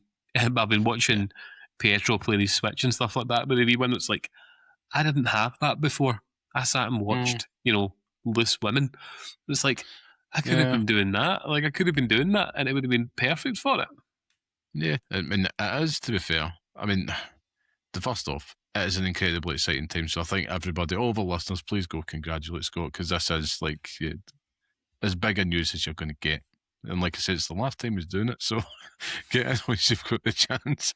But I'm absolutely buzzing for you, man. I think it's just such a wonderful, exciting thing. And yeah, just that sense of adventure. Family's growing, everybody's going to be so happy and full of love and full of energy. It's just so special. But yeah, it's quite rightly said, I probably forecast a lot of chocolate digestives in your future. And if that's the case, fuck it.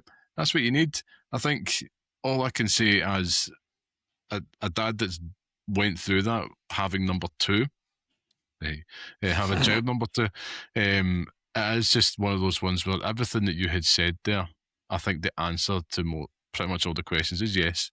You've did it before, and you do have the tools to deal with it. Is it going to make it any easier? Probably most of the time not. You're still going to be tired, and it's still hard work, but you know what's on the other side of it now. Yeah. And you've got those dad tools. And the thing that kind of just chucks a bit of a span on the works is that you've got child number one that still needs everything. Yeah. And that's the difficult part, because otherwise you're like that, babies, I've did this before, it's a scoosh.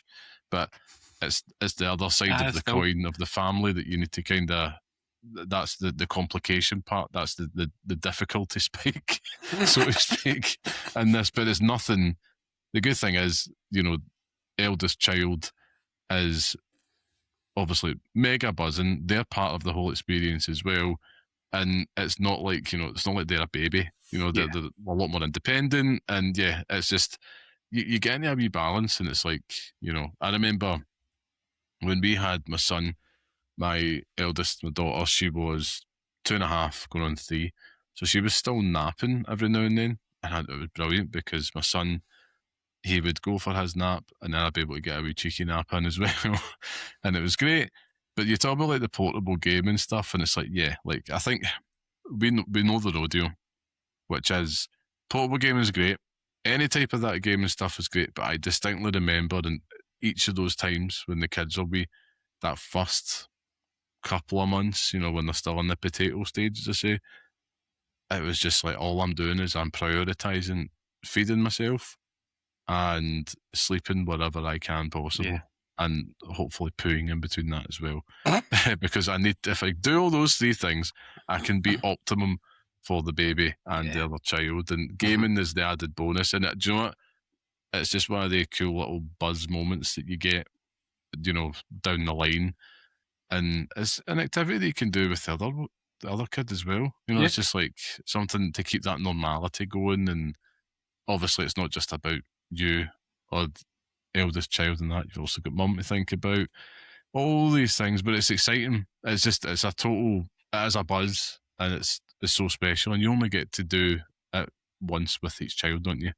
Like their individual experience. And that, I think that's the thing that's so precious about the whole thing, man. I'm genuinely so buzzing. And yeah, you probably could have picked a better time, but I mean, yeah. Why not do everything at once, eh? And for a penny. I mean, yeah, you're absolutely right. During the summer holidays when the World Cup's on as well, so it's like perfect timing. Couldn't we have planned it better? Nighttime games in the World Cup. Oh, yeah, I'll have to stay up and feed the bairn. I'm excited for that. Watch Scotland get fucking papped out first. Okay, but it's good, and it's just that you'll see the slow realization as the months go on that it's happening, because I don't think it's fully there yet. I'm not fully digesting the whole concept of it yet. But those episodes in June, late July, you'll see a man fucking making buttons. Box office. I mean, I suppose for our listeners, I'll still be here holding the fort, and we don't know fully. We're going to get episode 100 at the road first, but we'll keep things going, and we'll be keeping you company, Scott, all the way through until you're ready to return, however long that may be. And we're not putting a time on that, because, guys, raising kids is hard work. And it's important. Yeah. So I keep on bringing back to Pietro, because he's the touchstone at the moment, and it's just like every single time that somebody mentions that they've had a sleepless night, or they've had a bad night with like pooey nappies or something like that, or baby's got colic and they're struggling and stuff. It's like every single your instinct first is to say yeah, but it does get better. Like you can't see the fucking wood for the trees at that point, but it does get better. Like things get easier. You know, the baby starts to settle down. You say it, the potato phase is like the first 6 weeks of having a baby is like fucking a whirlwind. It's mad. And somehow it goes so quick. Like, yeah, it does. It feels like forever. I watched so many episodes of The Sopranos, and I started binge watching Monk during that period. And for some reason, at that point in time, I used to hate going to my bed early. Like, see, going to my bed at 10 o'clock, I was like, no, I'm not ready for bed. But I seen that, I'd kill to go to my bed at 10. I'm like, oh, come on, man. Fucking knackered. Aye, buzzing for it, man. And anyone else that's in the same fucking zone, anyone else, if you listen to this in the future and, you know, you've had the same news, then congratulations to yourselves and listen to the panic coming within the next few months. You can enjoy that. Okay, I mean, I think it's going to be a really, really cool listen, actually, just to hear how you're settling into it all. I mean, I would consider myself fairly seasoned and settled. I'm like, you shut up shop. That's not happening. Name me, right? All my offspringing is done. That's it. It's not happening. And, you know, at this point, it's like I'm pretty settled. I had them quite close together, though. That was the strategy, Scott. But I think it's going to be really fascinating. And also in the context of this show, you know, but it is all about parenting as well, you know, and that's the thing about getting to hear about those firsts, all those wee moments that's happening, you know, I can't wait to hear about all that. And yeah, and also just how the rest of the family's experiencing that as well, like with their eldest. It's extra special. There's always a special time when you've got a new kid on the way, man. Always special. The real moment here is going to be on Saturday when we find out what this is. Because I don't think they fully can grasp the concept of a boy in this household. Like, I'm like a cat in this place. Do you know what I mean? I live like a hermit, and yeah, I don't think they can fully comprehend that. So it's exciting. I mean, I was once like you. Before I found out I was having a boy, I couldn't fathom it. I was almost like, kind of like, not opposed, but I was like, I don't know if I want a boy. And then when you find out, it immediately goes out the window and you're just like, you're buzzing. Regardless, I could have found out I was having a hedgehog and I'd have been pure buzzing about it, to be fair. But you're well armed. You're armed to the teeth. You've got all the tools. You know what you're doing. Yeah, it's going to be a scoosh, man. You'll have great fun, and I will also be here cackling, seeing how tired you are again. I suppose that's all the important stuff, but with that comes it's like you press the main topic this week is also centered around this. Got obviously your big, massive, exciting news. You're going to be a dad again, and we kind of call this like press and reset, and we've been talking about it. So it's really just to kind of circle back into the non-important stuff, but I suppose it's all about, right, you've put all your time and energy into re-establishing yourself, right, dad mode, and you're looking after the kids, you're looking after the kids, you're looking after partner, making sure everybody's cool, taking the dog a walk, and then it's all about, right, what are you going to do yourself to look after yourself? And for us, it always comes back to that home base of, right, you've watched too much Monk. It's all about some games. You've got a new shiny handheld there. And it's about, you know, literally the topic is press and reset. You know, that's what we're really wanting to just kind of dabble on here, just to close this out. We kind of did this in reverse. But I suppose, like, based on the experiences as we mentioned, and all those kind of, you know, tired nights changing nappies and feeding and all the rest of it, do you have any different expectations this time round? You know, you've went through it before. And in terms of, like, you know, that experience will be totally different in terms of, right, you know, you could be somebody that's quite happy to jump straight back into games in the late night feeds, or somebody like you said, I'm going to watch Sopranos again, I'm just going to take my time. You know, do you have any expectations in terms of how you kind of settle back into your own routine within the family? I think it depends on what's coming out at that time. Do you know what I mean? See if we were talking about Grand Theft Auto coming out in July the 9th, I'd be like, fuck's sake, like, of course I'm going to play straight away. Going to stay in for another week, for God's sake.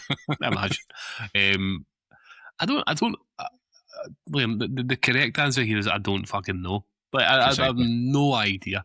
I think in the perfect world, you know, the baby sleeps and we can just continue on with our life as normal. Just feed it and that's it, and then it sleeps and it's great. But you can't plan around a baby. You know what I mean? Like, the baby does what the baby does, and whether that's staying up all night or whether that is sleeping all night, you know, c'est la vie. Que sera, sera, I think I meant to say there. But it's, I think in the perfect world, it's just nothing would change. You know what I mean? Like, I'd love to still have this touchstone, but even now, Liam, even right this very second, I work 2 jobs, not because I need to, just because, you know, it's handy. And my second job requires me to wake up pretty early in the morning, which means that I have to go to my bed early. So my gaming time at night is limited, as is, do you know? And I'm finding the Switch is a fucking godsend for that. You know, getting around the ball pit in before I go to sleep has become, you know, ritual at this point. And hopefully at that point in time, if we're talking about July, we might be seeing Witchbrook around that time. I could maybe go on there and do a couple of things in Witchbrook and sort of continue on with the rest of my day. I don't know. By no means am I going to be, you know, the same way as before, when at those times where we were going to be playing like Call of Duty or going to be playing multiplayer games up the arse. It's just the reality is completely different now.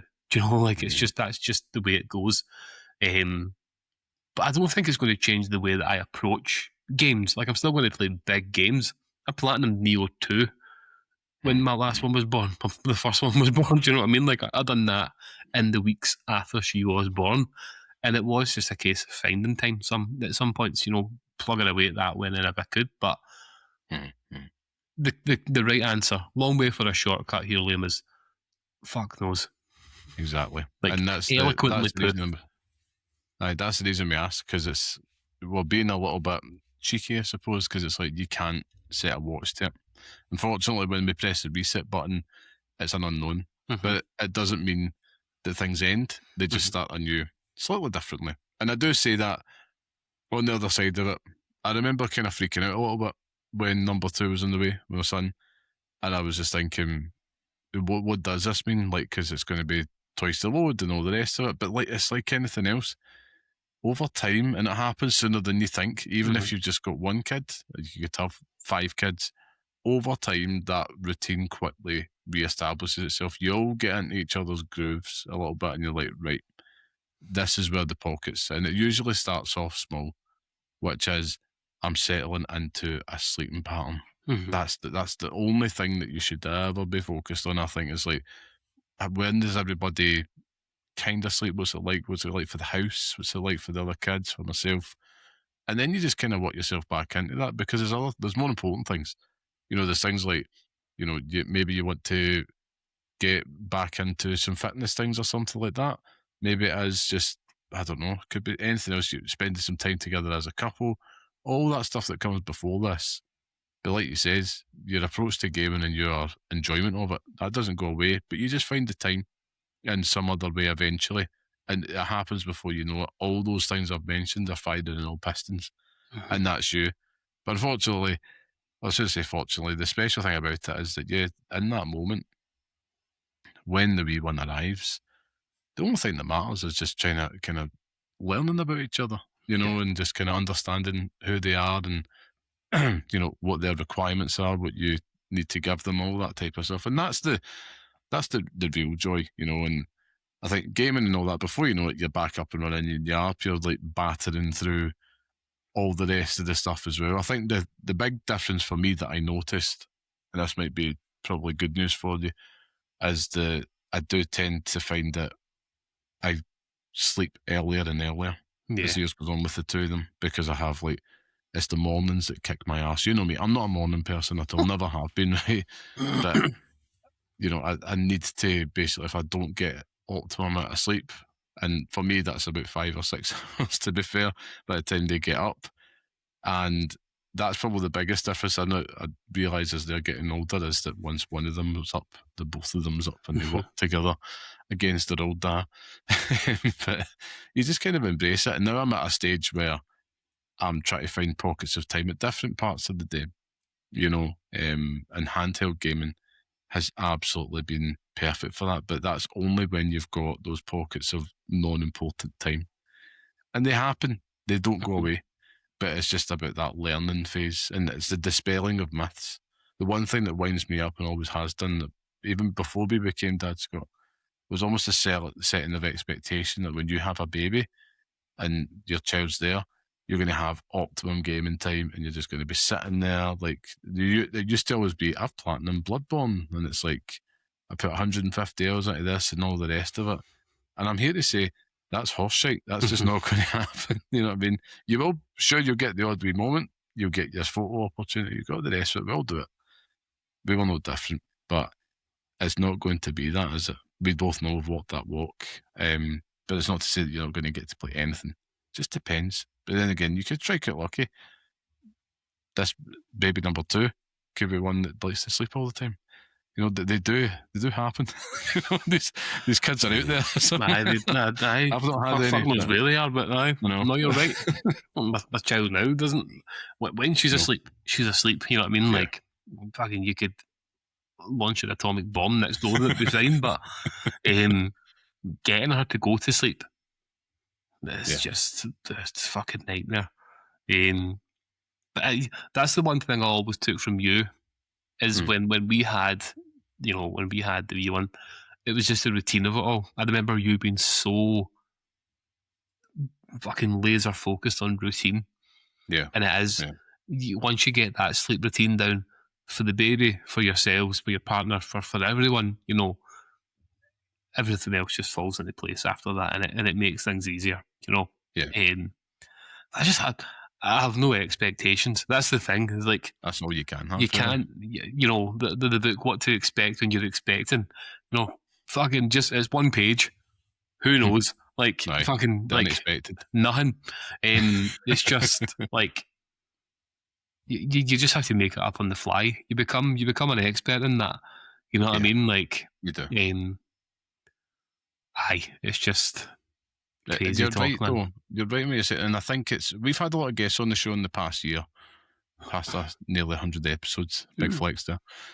And I think you do get that flavour, but I do see more and more bigger content creators out there welcoming newborns and stuff.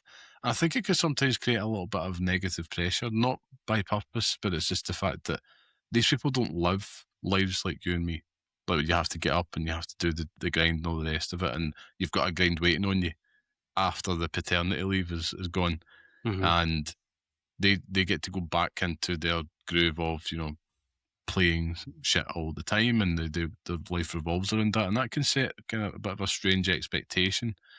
And it's something I linger on, because it's like, don't let that stuff get you down. Like, whatever you're doing, as long as that kid is fed and sheltered and clean and all the rest of it, you're doing an awesome job. And really, that's all you can do. And you're going to be knackered as all hell. And if you manage to get a wee pocket of time where you played 10 minutes of ball pit or whatever it is, and that's just for you, and that helps you recharge your batteries, you do that.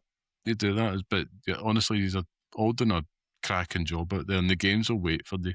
That's the thing. Like, they'll still be there, time for it. Fucking too right. They'll still be there, and they'll be cheaper by the time you're ready to play them. So 100%. But I thought it'd be good to kind of dispel that, and I think I'm really excited to hear, and we'll make sure you get a good send off, but then also a big massive pop when you come back, because you'll have plenty of tales to tell. I'll be grey.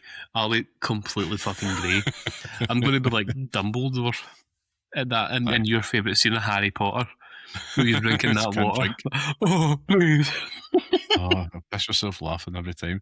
But yeah, it's I have to say as well, though, the routine things from my last point here is, like, you did do a big massive job when I first became a dad, and that routine thing, but it was like through the gaming side, because we'd have a little pocket of time eventually. This wasn't like, kid was 2 weeks old eventually, in those first few months, it was like, right, we'll go online for a couple of hours at 10 o'clock on a Wednesday, and that was the case for a while. Including, like, we also had one of our other dear pals who was there as well at the time. And that was it. And that was so important because it's a social aspect. And I just want to finish on that because it's important as well. And it doesn't have to be through games, but just make sure you've got a touch point to somebody, even if it is to talk about games or just checking in or talk about the football, talk about anything. Have somebody there just to, just be that wee dose of something else for you. I think that's probably the only thing that I think is important. The rest of it comes into place. But yeah, for me, I had Scott there. I was lucky, but it was definitely important. And I aim to do the same, to listen to him venting in the middle of the night, as quite rightfully he should be, because it's tied him up, man. It has really tied him up, but it's worth it. That is worth it. It really is. Nothing else quite like it. Nothing else quite like it. But get all the fucking soppy shit out of the road. Baby's not here yet, so fucking let's get to talking about farts. Get back to the show, you prick. And fucking Phil Spencer lying to everyone. I know, it's a chunky one. I think we should probably move on to the next segment. Sorry, just for a millisecond, permit me another millisecond. Those were parts of my one of my favourite parts of listening to the show is that you said that I'm obsessed with trying to get Phil Spencer on the show. Yeah. Guys, I can't stress this enough. It's like every day he sends about 5 emails to Phil Spencer personally. He must obviously. I must just go to spam. I need to change my tactic here. I can totally see him just like throwing the towel in at some point, and so at that point we strike. When he does like a Reggie Fils-Aimé, when he does his kind of like book tour and all that, we'll get him on then. He's missing out. But yeah, it's been interesting, man. It's been interesting, but I think we move on, and there'll be more of these discussions as we go on, because that's what the show's all about. That's what the show's all about. We'll be talking about stuff that Scott will miss and all that as well, and his brief hiatus to go do more important things in life. But yeah, on that note, I think we move on to the next segment, which means it's time for the Pixel Picks Showdown, where each week we each pick a game from our chosen theme and decide which one deserves to live on in the hallowed Pixel Picks list, which is our definitive list of the best games we recommend and pass on to the next generation of gamers. Now, last week's theme was Best Polarizing Critique Game, and I'm trying to recall which one that actually had won that one. Let me do a little check at the back computer here. And it's telling us Starfield, was it? Starfield. It was, because I was raging the fact that you fucking got Starfield on the list. Alex with a twofer on the list. He's actually got a good few entrants on this list, so good on you, Alex. He's definitely represented on here. But this week's showdown, we're going to be debating the best short session game we think should feature on the Pixel Picks list. Got it in one there. Congratulations. But as always, last week's winner goes last. Now, Alex, that is you. He's not here, unfortunately, so I think I will take his place, just because I was on the show. And I want to hear your ones first, Scott, so let's get to it. Give me your honourable mention and your pick.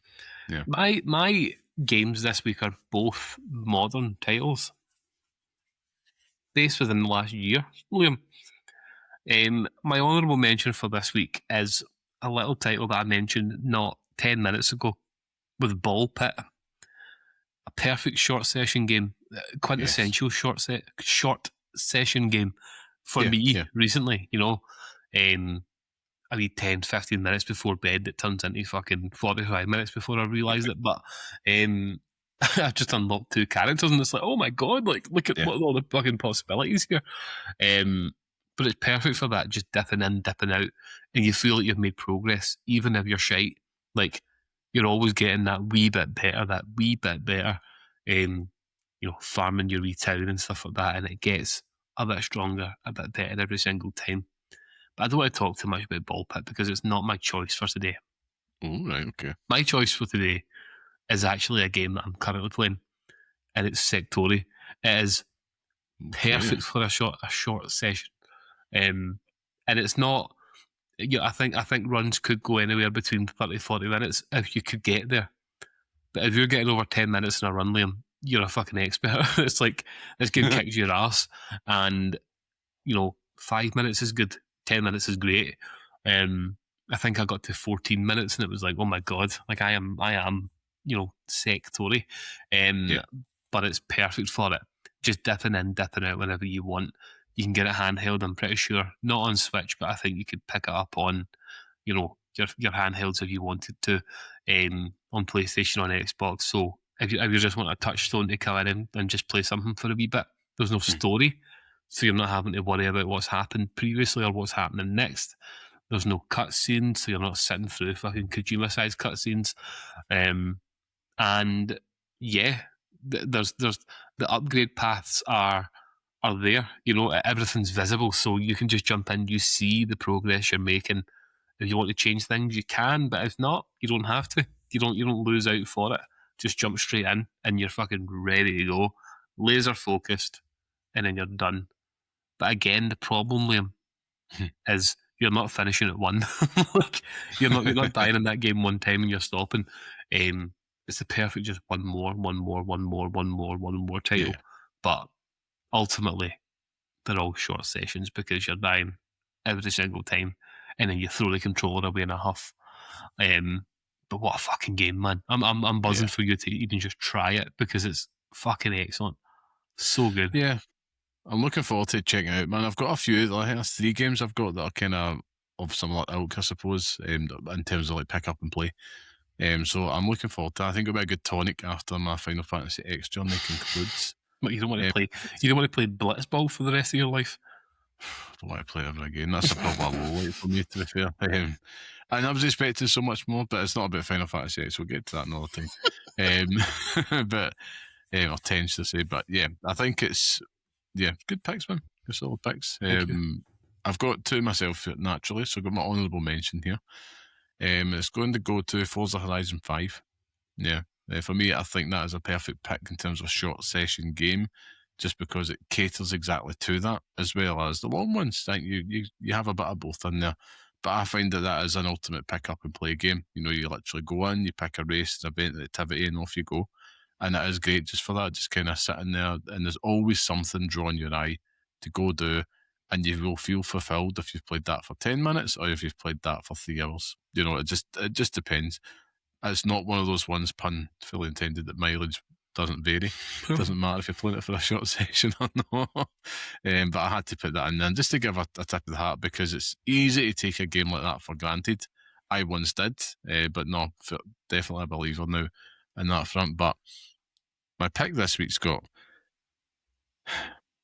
it's one that it's been a known agenda for me for some time, to get this game on the list some way, shape or form, despite my growing conflicting feelings towards it.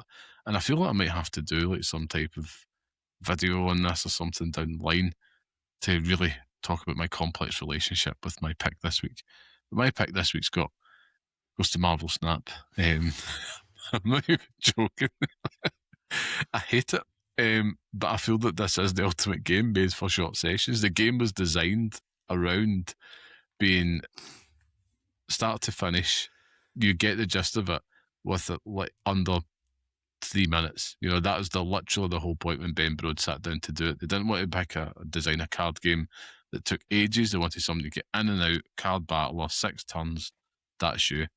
And after the success they had with Hearthstone, going into Marvel Snap, this is a game, Scott, that I'm not proud to admit, but I have still kept the record, and I've played it every single day since it's came out. A disgrace. I can't fathom, nor do I want to fathom what my account may be worth to me at this point, but it's also a game that, excuse me, the longer that I go on with it, I have more and more conflicting feelings as it starts to monetize itself, and it's going into year 4 effectively now at this stage, and it's getting a little bit greedy, and you can feel it. You see the Twitch numbers winning, you see the content creators that I enjoy, all the hard work they put into, particularly shout out to Alex Kocher, every single week, and you see the numbers waning, and you feel the frustration growing. However, that shouldn't detract from the fact that I think that is quite literally perfect as a short session game, because that's what it's designed around.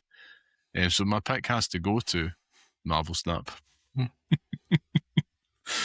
He speaks. Honestly, finally done it. I just can't. I think it would be a great bit if it almost gets there all the time and just never makes it. It would make my life infinitely better to know that it's not on the list, because it is dog shit, man. Like, it's so fucking shite.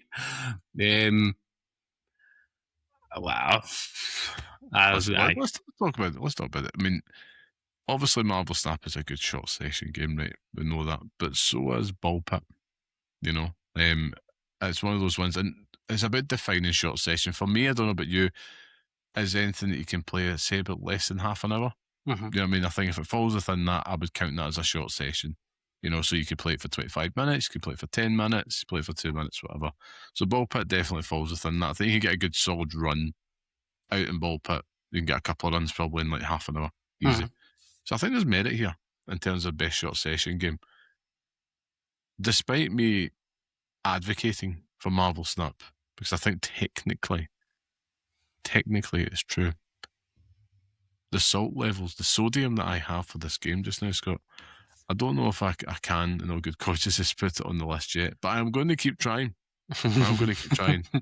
I feel like this is too easy. This is too easy. I win like for it. Tabletop card game. Best game featuring Marvel characters and cards. loudest creator. Yeah. Game of the year. I need a challenge. If Marvel Snap's going to get in this list, I'm going to make sure that it's going to do some work. The same way that I have to kind of keep my habit going every day. In fact, this evening, sitting watching the TV with my wife, and she turned around to me and she goes, "Why the hell are you still playing that? Like, you hate it. Why are you still playing?" Maybe an interesting topic for another time. Persisting with a game that you love but also hate. Because that's how I feel about it, to be honest. Like, I love the game, but I also fucking hate it. But yeah, Marvel Snap, I'm quite happy to concede ground in this one and give it to Ball Pit, because I do think that Ball Pit is good for a short session as well. I think that the fact that both of us have played Ball Pit, it makes sense. So let's just take Ball Pit and then make that the short session game, because it deserves its flowers. Needs some love. Well, there we go then. Well, congratulations then to Ball Pit, Ball X Pit, Ball times Pit, however you want to call it. Lots of balls, lots of pits. Bulks Pit. Bulks Pit, yeah. Now you're the next addition to the fabled Pixel Picks list, which, by the way, just for people keeping a running tally, that's entrant number 88. As we know, they were going to get to episode 100 before we get to the 100th entrance on this list. Do we keep it going? Do we do something different? You're just going to have to stay tuned to find out. We finish it in 99. Just don't do any more. That's it. We'll just kind of keep it on deliberate hiatus just to kind of drive people insane. But yeah, I think that looking forward to kind of going through the top 100 once we get there, and just kind of seeing that. But yeah, can you quite believe, Scott, 4 weeks to go, we have episode 100 on the horizon as well. Aye, and all those plans that we have for it as well are just incredible. And I know, so much plans. I mean, did you book the carnival? Yes, I have. The Iron Brew Carnival is coming, and the waltzers are here. I can't believe we managed to get them to come on. That famous person with it's going to be like that things. It's like we booked the carnival, and it's going to be like that scene from Anvil where it's just like one guy in a deck chair turning up. What a fucking film, though. After mentioning that, I think it was someone on our Spotify, was it Phil or something like that, had said that it was on this streaming platform, and I watched it I watched it the next day. What a fucking film, man. So good. I need to watch it again. Fantastic. So good. But on that note, we will have plans and we'll reveal them soon. If you That's want actually, to hear more about it's a complete metaphor for the two of us. The drummer, you're the drumming guy, and I'm Lips. I'm the fucking weird cunt playing his guitar with a dildo. Oh god, man, things we do. Maybe that's what we'll do for episode 100. Anything for the fame. Nah, but don't do it for the fame. We'll do it for the love of the chat. But yeah, let's say, if you want to find out in advance what we're doing for episode 100, go to patreon.com/Pixel Parents. Support the show for free. Won't cost you a penny in there. And we'll probably put something up beforehand. But I say probably. We will give you advance notice so you can take time off work and come to the Iron Brew Carnival to celebrate. But yeah, I know. I'm looking forward to it though. It'll be good fun. But on that note, it does bring us to an end to this week's podcast. So thank you once again for joining us. Remember to support small independent games media. If you like what you hear, enjoy the show, just share it on social media, do the thing, tell your pals, leave a 5-star review, whatever you're doing.